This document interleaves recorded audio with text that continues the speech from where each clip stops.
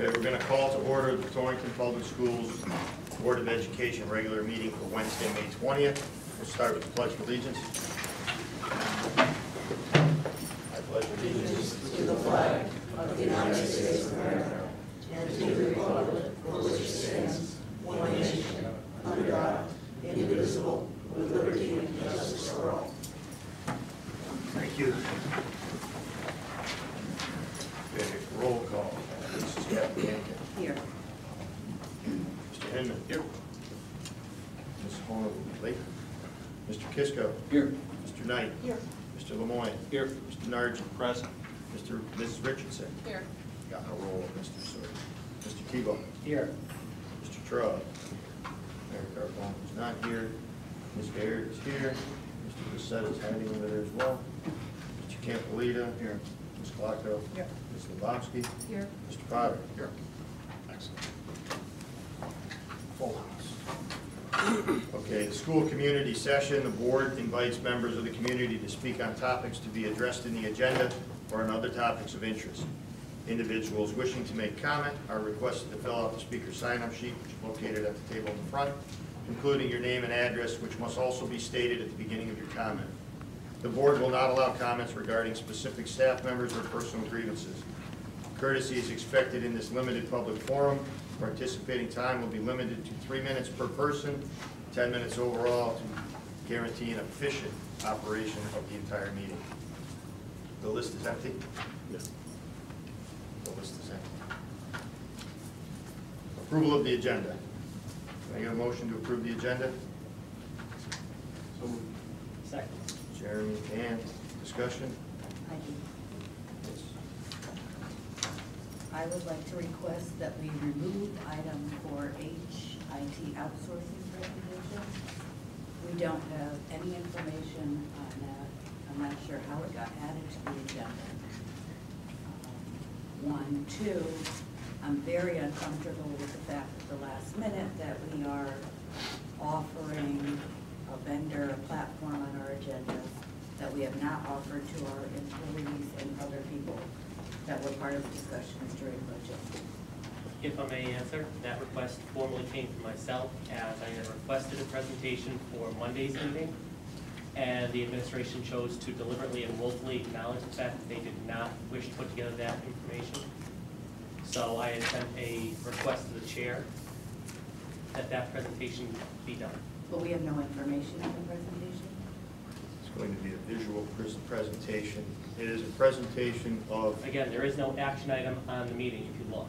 This is the presentation that I had requested, or a presentation. I'm not understanding what the rush of getting this on the agenda yesterday for the meeting tonight when there's no action required on this item. And I don't think it's fair for us to not have the information to look at it beforehand.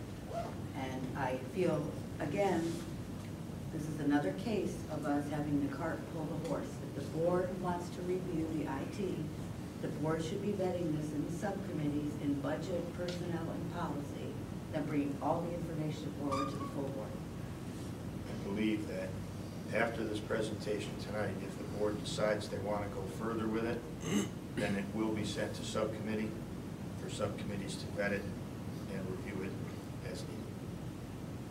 If we decide that it is not an avenue that we want to go on, then it wouldn't even go to subcommittee. It was requested to add it, so I added it. If you would like to ask Jeremy if he wants to amend his motion to remove it. I do not. Okay. I would like to point out that there is recent precedent for talking about things that we haven't had in advance. We saw it Monday night when we weren't given that list of cuts in advance, but still went ahead with the discussion item. Any other discussion on the agenda? All those in favor of approving the agenda as it is, the motion that's on the floor? All those opposed? 2 opposed.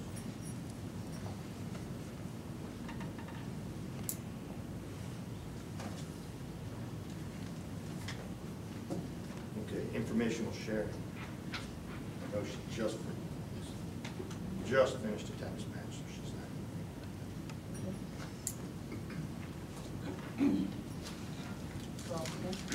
Yes, superintendent's report.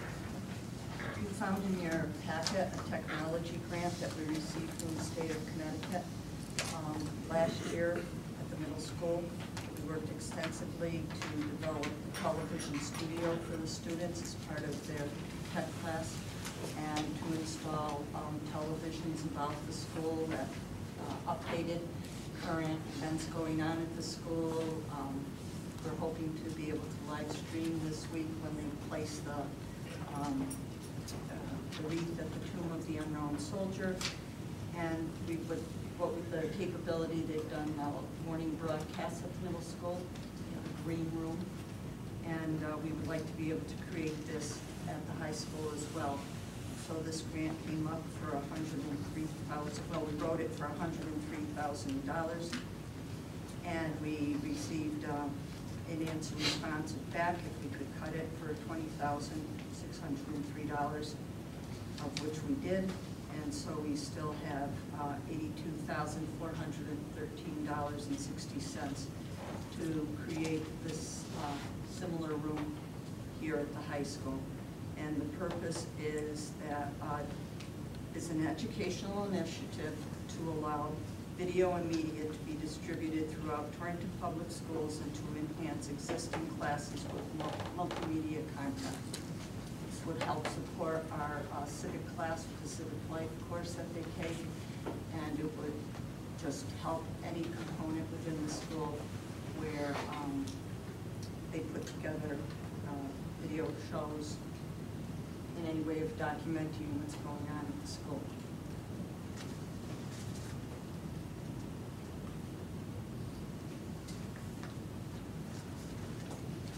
How much is the project going to cost? Are we only spending? We are only spending $82,413. That will have to include everything. That's our total cost? That's how much money we have to work with. Yeah, that's what I meant. Yes. Is this project going to have its own designated line item so we can watch where the funds are coming from within the Every budget? grant has its own area and is broken down as expenditures are Under removed. each one? Okay. It's all in the will.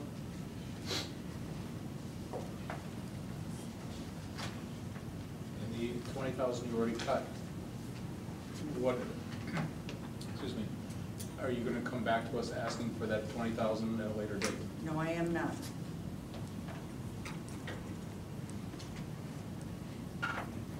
If it can't be done with the 80,000, there will have to be items eliminated. Maybe it's the number of TVs, maybe it's the price of a camera. Okay. We are working with the tech department. And for the next one, this is our Perkins grant that we've had for several years, and this is a review of it. And I would like Mr. Marchand and Mr. Boehm to come forward, please.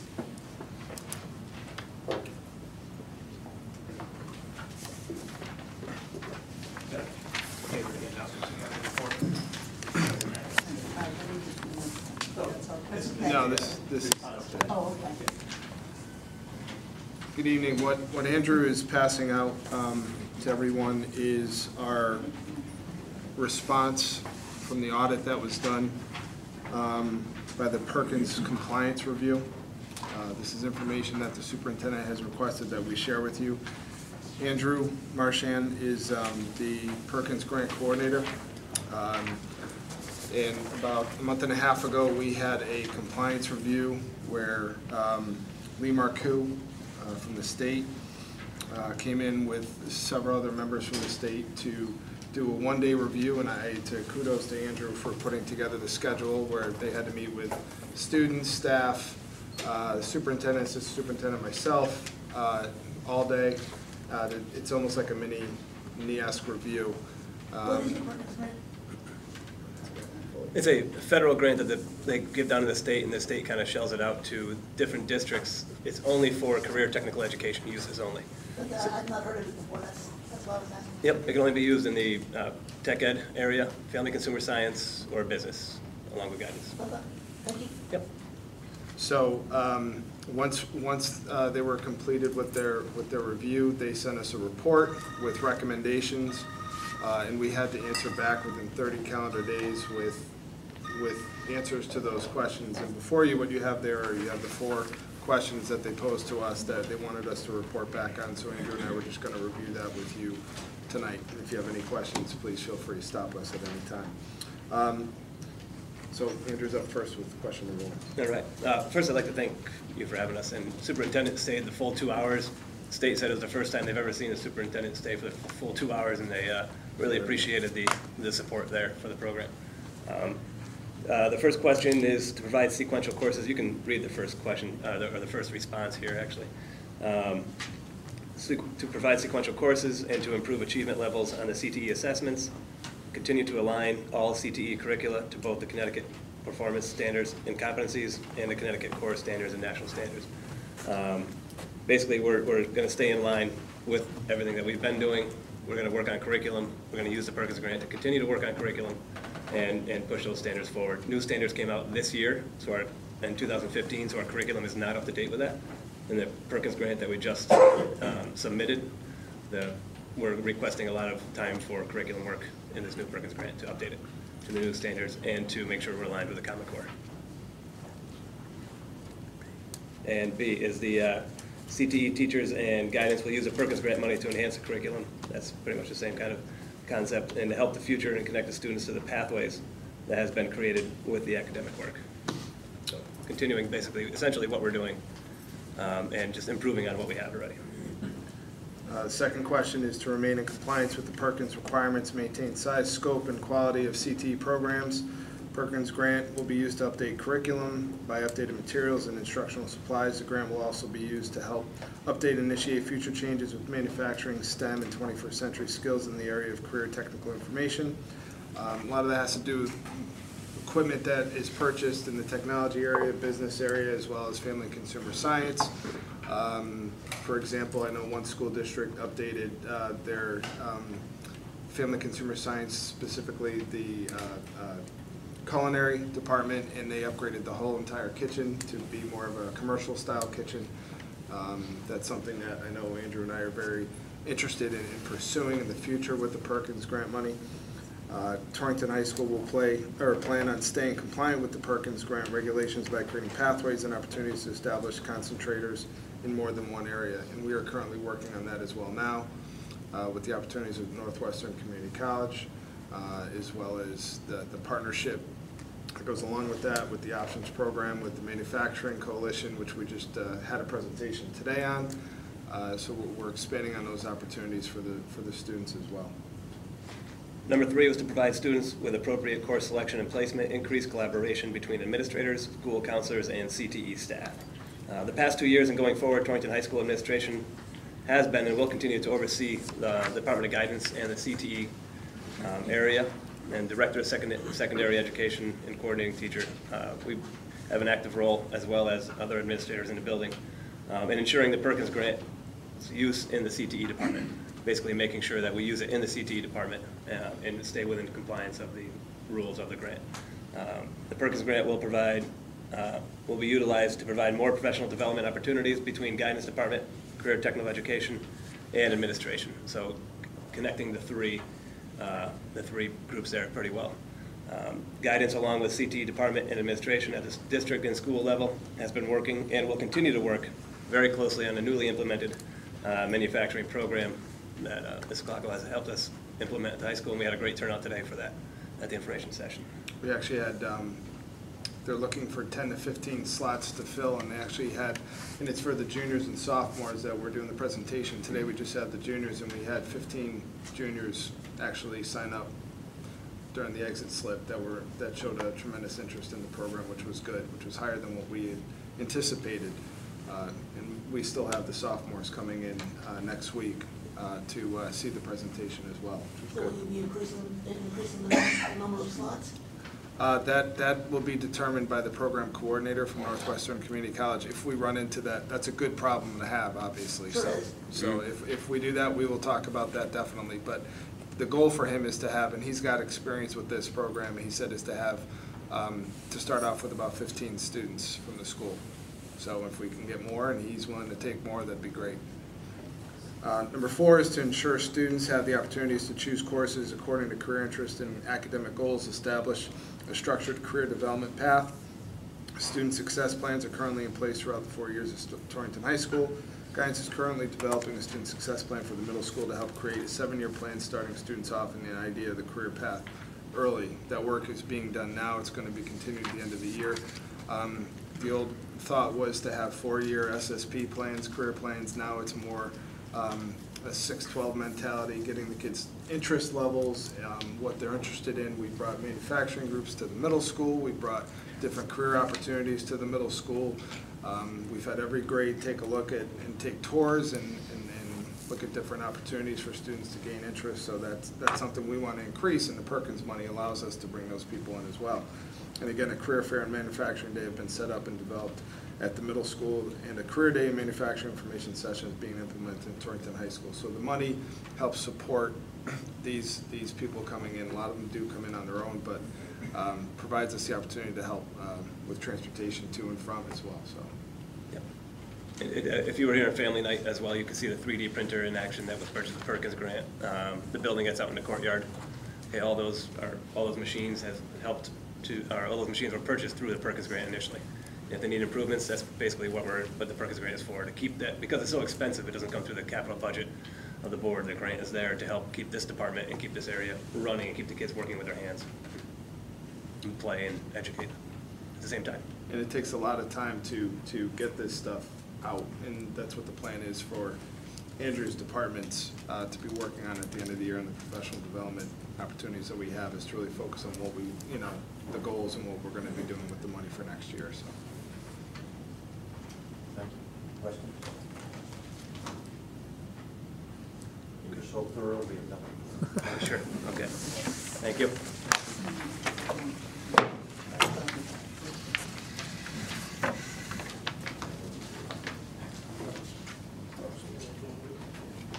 We were invited by the Elks Club to participate in a drug awareness program and poster contest. And in your packet, you received a list of those who were identified as winners, their grade, position, and also the school they currently attend.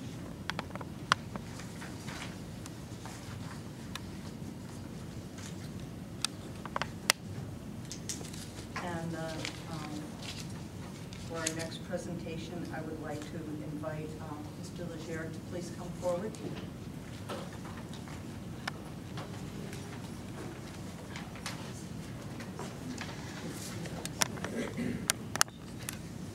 Just would like to share with everyone here how Mr. Legere has received the Connecticut Arts Education Association 2015 Connecticut Outstanding Secondary Art Educator, State of Connecticut. And once again, as in the past, Mr. Legere was recognized by his colleagues and was Teacher of the Year for Torrington Public Schools. And now to continue on in his career and to become Connecticut's Outstanding Art Educator is another great award. And he received his award on Sunday, April 26th at the Country Club of Farmington. So Victor, just for your years, to the students of Torrington High School, what you have them produce, how you initiate the love for the arts in these students. On behalf of the Board of Ed and your leadership, I thank you very much. And Ken, could you please share? Thank you very much. Would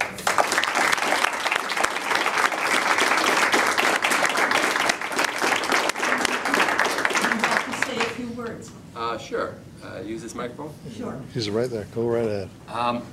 Thank you, Superintendent. Thank you, Board. Thank you, Chairman, for this award. I'm touched. This is the highlight. I've been doing this job for 21 years.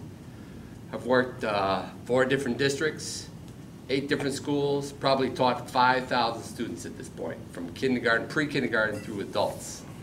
And this school has always felt like the best staff, best administration. I work with terrific kids. I work with an outstanding colleague over here, Cindy Amoroso, who inspires me to be the best I could possibly be. I don't know. I know my strengths and my weaknesses. I think one of the things that makes me a good teacher is I have a great way with the kids. I feel like the Pied Piper. I have a kind of a good sense of humor, and I try to keep the class nice and light and easy, and I'm pretty good at this job. I feel like the luckiest man alive. I tell the kids the first hour, Monday morning, is the happiest hour of the week for me, and I get to go 5 more days with this.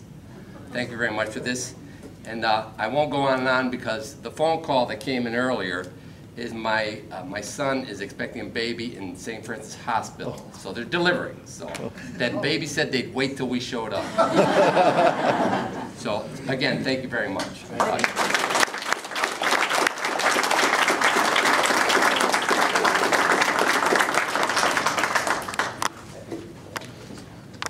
That is absolutely no doubt why he earned such recognition for return to public schools. I would like to now call Linda Reichman forward. And we had an absolutely phenomenal evening for families of potential incoming students from our middle school.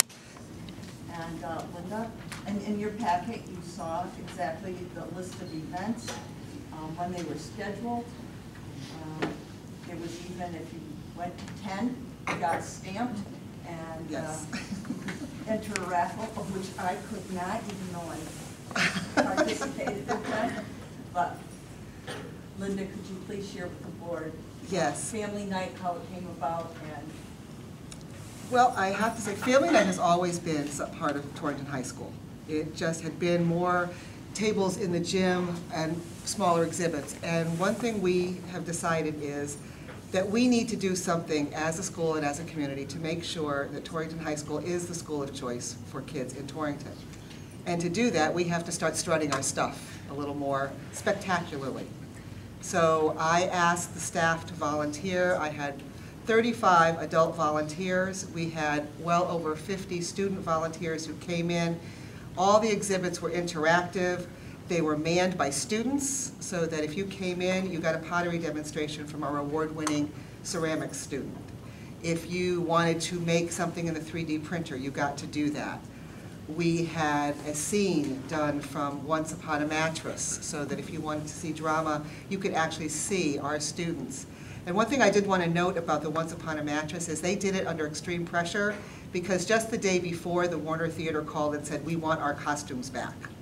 And our student costumer, Juliana Provenzano, actually pulled together the costumes for that evening in a day. So we have some spectacular kids, we have some spectacular programs. I was so pleased that our staff volunteered their time to put on a wonderful program. And one of the reasons that we decided to do this, and we also invited 7th graders, is because we know we're competing. And the staff has heard me complain that we go to presentations at the middle school for their open house for parent night, and Wamogo brings bunnies, and we just can't compete with bunnies when the kids are running around. So we decided we needed to do something. So we brought the 7th graders in now in May, and what we would like to do is, now that we've gotten our feet wet and we know what a spectacular event this can be, is we would like to do something for our 8th graders early in October, so that we actually get the word out and have kids and parents come through our school and see what makes Torrington High School the school of choice earlier in the year, because we really feel that we have a lot to offer. And I just want to make sure that I thank the members of the board who came to our presentation. We were really happy to see you there, although next time you're going to learn flamenco, Mr. Lemoy. So I just want to thank everybody for all the support. I just want to make sure that my thanks and gratitude go out to the staff members who volunteered so much of their time to make sure that this was a wonderful event. It was fun. We've already had students who have volunteered to work with our unified sports kids, from seeing the scrimmage that went on in the gymnasium. And we have had emails from parents of 7th and 8th graders who said that their children actually changed their minds about the school they wanted to go to after they came to our presentation. So just wanted to thank everybody for their support and to just let you know what a wonderful event it turned out to be, completely because of our kids and our staff. So thank you. Thank Thank you, you. Linda. I'd just like to add, I actually went to family night. The Model UN that Mr. Rowland was phenomenal. 3D printing was really, really good. He presented a whole from soup to nuts on that. And the little smarter than a ninth grader, which some of our ninth graders had a little difficulty on some of the questions. Well, a 10th grader and an 11th grader won, so clearly they are smarter than our 9th graders. I was a little saddened by that because some of the questions were from very recent units, but I think they were just not quite as facile with the clicker to buzz in. I think I'm going to say that that's what it is. It was a phenomenal night. It was a really good night. Thank you. Just a quick question. Oh. Now, will this be on our website? Did you do anything to We do. highlight this so It was actually. Yeah, it was taped. that, okay. It was taped and it's in the process of being edited right now, and it will be broadcast on public access television along with being on the website. Thank Phenomenal night. Highlights of the night for me were the world's most enthusiastic student greeting people at the door. He just made sure you knew what was going on, gave you the ticket, made sure you knew where to go and everything else. I thought that was very good. And the painting students who were there when I walked into the art room described Mr. Legere as the best teacher in the building, just to go along with what we just heard. But I'm going to be sure to go next time to see the flamenco. Well, thank you. Thank you. I was impressed with all the young women in science Yes. and what they are designing, and also that PTO was here to, talk to parents, and it was Table really. set up. And can I just add one more thing about Mr. Legere? He raffles off 2 of his paintings every year to raise funds for scholarship from the high school. So if you want to purchase a raffle ticket, just let him know. You can send it in an envelope, that's what I did. Although he promised me this year I'd win. And that's a fair raffle. Yeah, that's a fair raffle. No, I won't. Okay. And I'm piggybacking, if you did see the segment from Once Upon a Mattress, in your packets are students who have been nominated to attend the Halo Awards, which will be held 2 Friday nights coming up. I believe it's this Friday night and the following. You didn't get, oh, all right, I'm sorry. We can get it, but we've had best comic male performance in a musical, best performance by a couple or dynamic duo. Oh, okay. Just read it. Well, no, you got it. Okay. So the nominees for best comic male performance in a musical is Jack Wasik as King Sextimus in Once Upon a Mattress. Best performance by a couple or dynamic duo in a musical was Mitchell Canty and Rachel Crook. Best play, Every 17 Seconds the Crowd Goes Crazy. Best performance by a supporting actress in a play, Molly Servin as Leslie Sawyer in Miracle on 34th Street. Best performance by a featured actress in a play, Rachel Crook as Michelle Shellhammer in Miracle on 34th Street. Fearless Award, Torrington High School, this is for the play, and Every 17 Seconds the Crowd Goes Crazy. Best acting by a cast in an ensemble production, Every 17 Seconds the Crowd Goes Crazy. Best standout performance in an ensemble production, Shasik Cornagio as Yuli in Every 17 Seconds the Crowd Goes Crazy. Best scenic design and execution, Catherine Miner for Once Upon a Mattress. Best costume design and execution, Juliana Provenzano for for Every 17 Seconds the Crowd Goes Crazy, and Miracle on 34th Street. Best hair and or makeup design, Cassie Caruso for Miracle on 34th Street.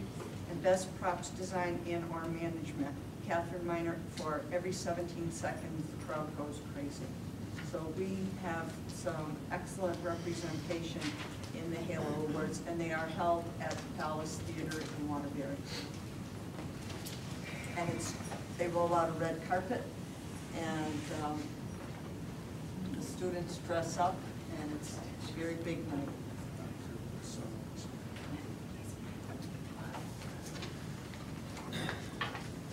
Thank you.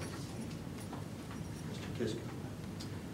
Distinguished Alumni Award, the School Improvement Committee gives this award, and we have no shortage of people who deserve to be recognized. The problem is choosing one from among them. And this year, our choice was Dr. Jennifer McDonald, who is ending her first year of residency at Children's Hospital of Philadelphia, which is one of the better children's hospitals in the country.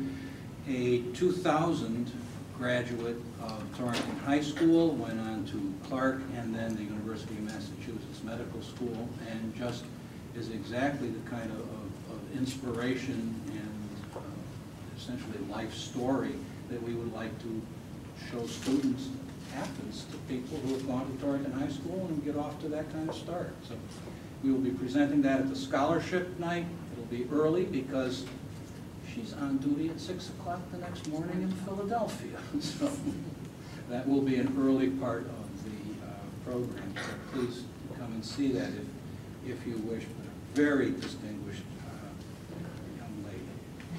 That's next Thursday. Next Thursday. 6 or 6:30? Whichever. I believe it's out 6:30, but I'll confirm that. I'm sorry to put you on the spot. No, I think it's 6:30. Yeah, I'm quite sure. It's not up there. It's available. It's out there. Yep.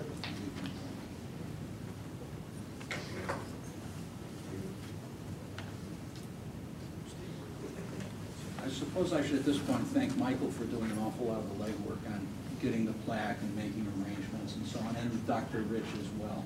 So, credit is all theirs for. I would like to introduce Eloise Farmer, former Torrington High School science teacher. 35 years. Pardon? 35 years. 35 years. Yeah. And from way back, a teacher extraordinaire from day one. Thank you. And she is here tonight because we are required to share with all boards of education the next generation's science standards and how that will impact instruction of science in the second level across the district, K through 12. Yes. And her assistant tonight will be Dr. Jeffrey Shannon. Good evening. Yes, when I first asked if I could come, I didn't realize that Dr. Shannon had been appointed the science and math coordinator for the year here, or I would have gotten in touch with him much sooner. But the state has provided us with materials, and these come directly from the state of Connecticut. We are not modifying anything. We are presenting the same thing to you that's being presented to every Board of Education in the state. It won't be the exact same sequence. It depends a great deal on our local knowledge, but we want to make sure that you know the basics so you can go on and find out more information later. I'm representing the state from the Connecticut Science Supervisors Association, which is a state organization of leaders in the state. Jeff is representing the district. Now, this material that we're presenting tonight is not written in stone. We want to make sure you understand that. We want your feedback, and it's being sent directly to the state tonight after we talk to you a little bit to try to get your opinion on what we've told you. They want to compile it and then present it to the State Board of Education. They want transparency, and you notice they want a great deal of information to go out to you. Now, CABE has a website. The Council of the Boards of Education has a website on which they will have a webinar tomorrow in the evening that's being presented. However, it'll be on the site quite a bit, so if you're not free to look at it or spend that much time, you can go on and off whenever and look at the materials on there. And that's coming directly from the state science supervisor and the state teachers groups. Now, they want to be inclusive this time. They feel that they didn't get enough information, I think, on the last group of standards that were 10 years old. And this time they want to make sure that you get all the information as this is being presented and going along. So, Jeff, okay. And that goes here. Now, they've been talking to science teachers for 2 years and science educators in the state for 2 years. So they should be pretty knowledgeable about what these are. They want information and feedback from the public. They've had an event, or I think it's tomorrow, at Mystic Aquarium for parents, where they invite them to give them some food and some dolphins, and hope that they will like what they hear about the standards. They want to get your support before they institute these. Now, the reason why, you might be asking, and I'm sure you are, I would be, is why are we doing this? We've got standards. They're 10 years old. Is that long enough? Well, they feel that it's way too long. The assessments are still showing huge achievement gaps from district to district. So they want to add engineering, mathematics more to science. That's what STEM means: science, technology, engineering, and mathematics. You keep hearing the word STEM. That's what it means. Engineering has been in the science curriculum, but it has not been emphasized. You'll see a lot more of it as teachers get trained. Advances in science and technology, of course, you were just talking about 3D printer. These are things that are coming along, and they're faster than what we have now for standards. And we also have done a lot more research on how students learn. And as we do that, we begin to see that students learn in different ways for science than they might do for some of the other subject areas. So teachers will be trained in how students learn science and math so that perhaps they can learn better. Now, the AP board has had a great deal of influence on this. As you may or may not know, if you have AP students, you do know. The exams have changed considerably in the last few years and are changing again in science. The advanced placement courses and teachers are being trained in the new ways of teaching, and this aligns a great deal with the AP standards. Problem?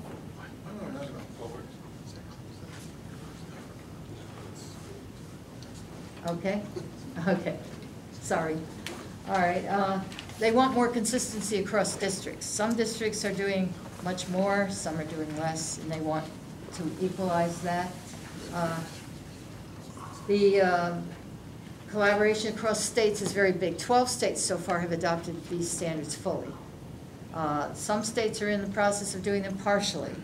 Connecticut hasn't decided yet how many of these they want to use and how they're going to use them. But you will be hearing a great deal more about that and giving a lot of information and input yourselves on this.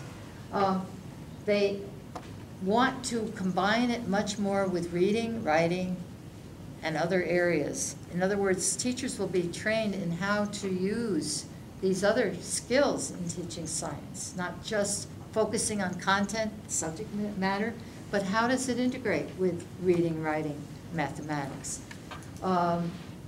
And of course, improve mathematics practice and knowledge, which is something they're emphasizing. Okay, yep. This is where Jeff takes over because he's going to tell you about what's going to be emphasized. Okay, thanks for having us this evening.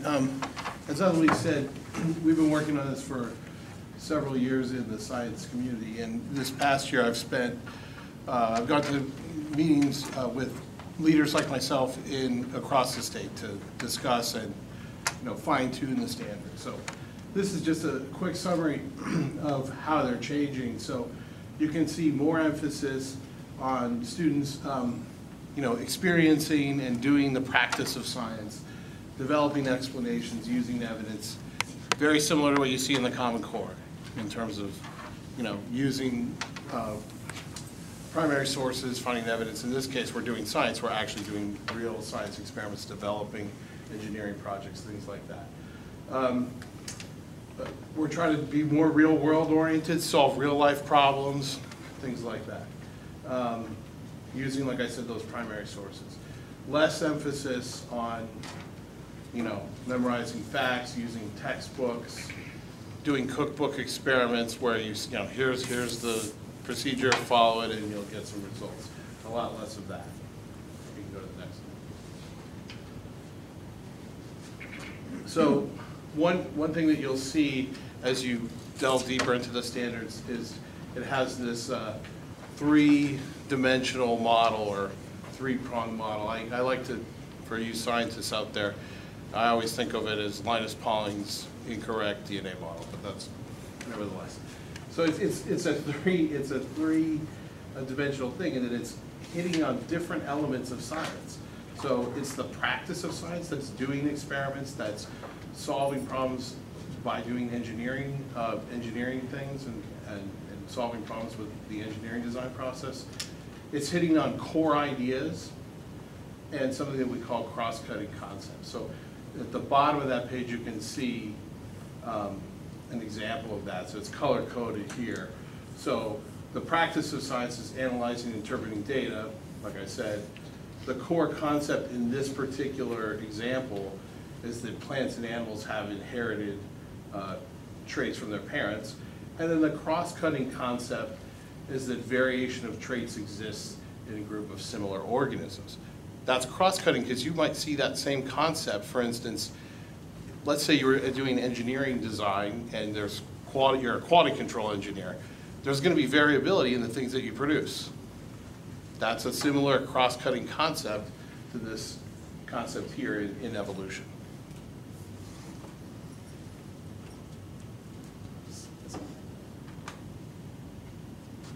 The space bar is down. Space bar. Okay. So you might be wondering, when is this going to hit Connecticut? When is it going to hit Torrington? This is now, I want you to understand, this is just a model. It's not set in stone, but this is a possible way it will be rolled out. And it's quite different from Common Core, and that you know from dealing with issues of Common Core that it was ruled out all at once. So students in 7th grade may have gaps from before, or 9th grade or whatever. They're going to try to roll it out in a way to minimize that. So that's here, as you can see, 15, 16, the CTSS is the current standards that we use. And then you'll see in 16, 17, it will be rolled out into 3 areas: the pre-K through 3 grades, grade 6, and grade 9. The following year, we add a grade. 4th grade, we had 8th grade, and we had 10th grade. And then by 18, 19, the idea in this model is that we would be fully integrated with NGSS throughout the pre-K through 12th grade. You might be interested in assessments, because currently we're still using the CAPT and CMT science, and we would stay with that in this proposed transition, although we're looking for feedback from science educators, boards of education, communities, to see if this makes sense. But this is the proposed transition, in that we wouldn't see an actual live administration of a new assessment until the spring of 2019. But we would begin piloting items as early as 2016. So those pilots would probably be in local assessments. So, tests that we use in our classrooms every day. Tests and formative assessments as well. Okay, so we would see that, start piloting that so we can be ready for 2019.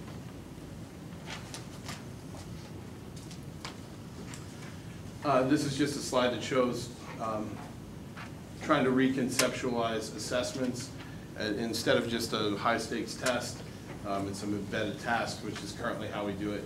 We're going to be piloting those things so that we get assessments to support classroom instruction. That's the formative assessments that I mentioned. Assessments to monitor learning on a broad scale. So that would be more your standardizing assessments. And then indicators, the student's opportunity to learn science as envisioned in the NRC framework. What does that mean? Basically, the NRC framework, one of the key concepts is that we teach everyone science. And the reason we need to teach everyone science is that they're informed citizens. They vote correctly, they're on a board of education, they can make good decisions about science, STEM initiatives.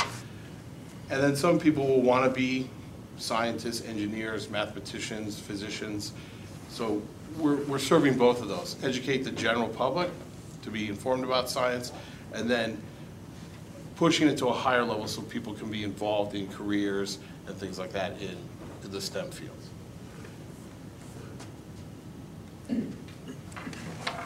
We switch again. We decided to divide up the work here and go to strengths. What we would be hoping for is a lot more support from the state. They are planning a huge project that's beginning this July. They've already recruited a cadre of expert teachers and administrators to work together with the Science Center. It's going to be Hank Bruner at the Science Center who'll be doing the training work, and he's excellent. They will be working on getting study groups out to different parts of the state so that you won't have to send teachers to way across the state or way south to learn this material. They'll be working on study groups. It's a model that's been developed. It's called NGSX. If you want to Google that, you get that. And it will explain it in great detail, which is a lot more time than I would want to spend with you, having you have to do that. But what it will do is it will help teachers to work together with a web-based kind of instruction. And it will be a lot more reasonable in terms of cost, because you won't be sending them off to big conventions or conferences to learn this. And they will be able to launch this material more knowledgeably and know what they need. So this is called the Leadership Development Academy, and it will develop in steps. You notice the first thing is the launch, which is this July, two days with them. Then the study groups will be in the fall, and they will be sent to different regions of the state, and they will form in different regions. And we're hoping Torrington teachers will be involved, and I'm sure they will. In fact, you've got some wonderful teacher groups at Forbes. You have them at Southwest. You have them at East. I've been in all those buildings working with different things with the Science Center and so on over the past few years, and I've seen it.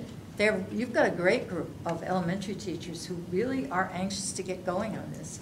And they will be working on that. So they'll develop the study groups so they're comfortable with the materials and they know what's expected of them. When teachers are evaluated, they need to know what they're going to be evaluated on. So this will help them to understand that. And so they will have these. Then the Curriculum Development Institute, you notice, is piloting next spring, and it's going to be a life science because many teachers are more comfortable with life sciences than they are with the physical ones. And then they'll be getting performance tasks developed, which are a lot like the embedded tasks in CAP. But these tasks will be developed by these teacher groups very often, or by taken from other states that have developed them successfully. Now, the feedback, they expect you to get feedback on piloted materials. They're going to send out tests and tasks for your teachers to try, and then they will check them out and give you feedback and ask for you to give feedback too on your opinion of those things. So you'll be constantly being asked, not just tonight, but in the future about these, and giving feedback hopefully to the states so that they know how you feel about this. Notice that there's a variety of things. I don't have to read those to you. You have a piece of paper that shows you that. But this is part of the state support. Now, before buying, we don't want anybody to run out and buy NGSS materials. First, some companies are starting to advertise that they have it. It's not ready yet. It's not good enough yet.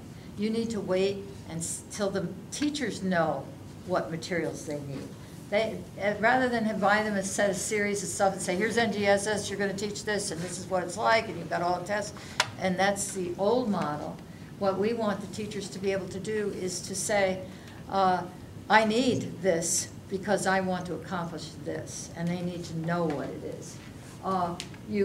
And now expect by 2016 and 18 you'll be starting to adapt or acquire materials, but that's a ways away, and it may be even longer depending a great deal on how the teachers feel they They are. And they may already have quite a bit of the materials and can change it or adapt it. So you need to think about that first. And some districts want to rush out and get all the stuff, and I would not expect that would be done here. Also, you need to see the teacher's transformation to a different form of education so that they are approaching the science a bit differently too before you go out and buy anything. Cost considerations will be professional development. That's the biggest cost right now. It would be substitutes probably, which it always is anyway. I mean, that's nothing new. And adapting the instructional materials is in the future. You have already the 3-year requirement in Torrington. You're ahead of many districts that have only required 2 years of science. 3 years is now required by all, and you're ahead of the game. So you're set up with that part. Elementary science already is working, and working well, on getting materials and supplies in place, and teacher leaders are working at some of the buildings to work with other teachers. We've seen Diane Hart, especially at Forbes, do a wonderful job. And I know we have some at Southwest too. We're doing a great job too. So if you want to learn more, you have this on a piece of paper. You can Google like crazy, find lots of stuff in the state, and we're hoping that you will. Now we're ready for questions and conversation, and we have a survey that we want you to feedback now to the state. And we're hooked up, I think. I hope. We never know. We are. Yeah, okay. So, What do you want, questions first or survey first? And either one. any questions? And I have to go through the first thing, we'll just take me. Yeah, while he's getting it ready. Has there been any consideration given to providing local districts with any financial assistance in implementing these standards? Well, the state is limited in funds, as it always is. Let's face it, as are you. I know, I've been reading your budget stuff in the Republican. But basically, the state will provide support in people. In other words, you won't have to hire these consultants that cost a lot of money. And that's been the model in the past. So-and-so comes from Yale or from somewhere out in the Midwest, and they're an expert, and you pay big bucks, and they come in, they do a one-day professional development, and then they go. And the teachers go, oh, okay, and they put it away, and they don't ever use it. That's been the model. It really has. What needs to be done is to have a local group, and having it online and web-based saves a lot of money. It really does. The state is not able to provide much more than expertise in terms of people. And I think, from my perspective on the board, that continues to be a problem because we continue to get these mandates without any money associated with the mandates, and we, struggle to get them implemented without any funding in these short time frames. Not that they're not good initiatives, it's just Well, we're the hoping reality of it. that it can be done here, for example. Maybe Torrington will be the center for this region. And your teachers would go on a professional development day that's provided, or they could go after school, in periods of time that might be allotted for that. So I think you can do it with rather reasonable costs, a lot less than it's been in the past, I think. They will ask to go to conventions and conferences, and that will be up to the policy and the amount of money available at the time. And I don't know if that'll be more valuable. One-shot professional development is not the goal. Not going one day to a conference and getting information, coming back, but continued, ongoing professional development. And I think that will work a lot better than, I was quite impressed by what I heard. And I had to be under this for a long time. Getting professional development was one day, so I think it'll work. Any more questions? Yep. Next year, we hire a new science teacher. Uh-huh. Will that science teacher already be prepared with this whole new arrangement of learning so that, young teachers coming right out of school, learning all of the modern techniques and concepts, will that person be ready, or will that new 23, 24-year-old teacher need to get this I professional think it development as depends. well? I would have to say it depends. I had a student teacher from UConn, graduate school, who was very well prepared with this. UConn happens to have a graduate program that in place where they do a tremendous amount with this. However, a lot of it depends on where they did their student teaching, what college they went to, because right now, the state is reaching out to college professors, especially the ones in this state, to update them with this. But it's going to take some time. So probably they will be in the same position as teachers who've been here in terms of knowledge about the standards. It's kind of sad, I think, that that the higher educational institutions aren't preparing teachers better to come right into their profession, right into their trade, to be ready to produce at this high standard. I think they're getting there. They're working on it. But whether they're there, I cannot tell you. I haven't been in a college course for a while. Any other questions from? No? We're ready for our quiz.